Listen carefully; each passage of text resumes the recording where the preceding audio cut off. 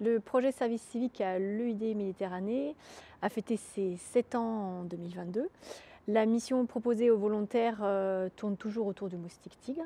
Et cette année, donc, les 2 volontaires sélectionnés, Solène et Lou, ont été très créatifs et ils ont réussi à finaliser des outils pédagogiques qui avaient été initiés par les équipes précédentes. Pour créer des outils pédagogiques performants, il faut connaître et bien comprendre le message à transmettre et bien appréhender les publics cibles.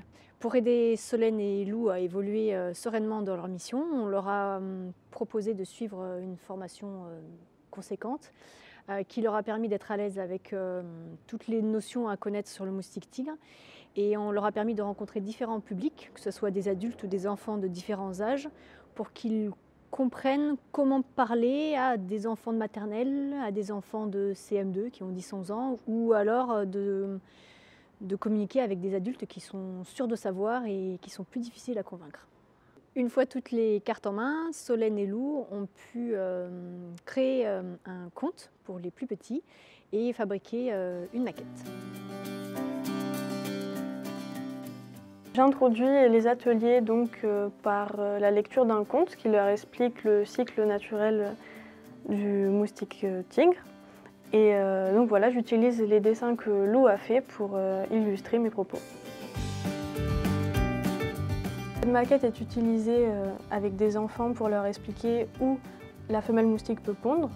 Donc on a symbolisé, on a représenté un jardin et des lieux de ponte comme ce puits, et du coup on a représenté l'eau par du coton et on leur montre où l'eau peut rester, stagner et donc créer du moustique par la suite. Pour créer cet objet pédagogique, donc, on a utilisé de nombreux matériaux, principalement de la récup des années précédentes, on a eu pas mal de récupération. Et notre outil favori, avec lequel on a créé tout, on a tout créé les arbres, on a créé les puits, les jouets, absolument tout, c'est la pâte Fimo. C'est une petite pâte type pâte à modeler qui sèche à l'air libre. Alors, le but avec les enfants, c'est de leur faire des gestes avec cet outil-là. Donc, par exemple, on a un petit cabanon, et pour leur expliquer qu'il faut ranger leurs jouets dans le jardin, sinon ils prennent l'eau et évidemment ils font du moustique. On leur prend les objets et on leur fait faire le geste, on les met dans le cabanon. Et tout est manipulable et amovible parce qu'on a mis des petits aimants en dessous de chaque objet. Donc on peut faire les gestes dans les plus petits détails, comme par exemple cette coupelle pleine d'eau.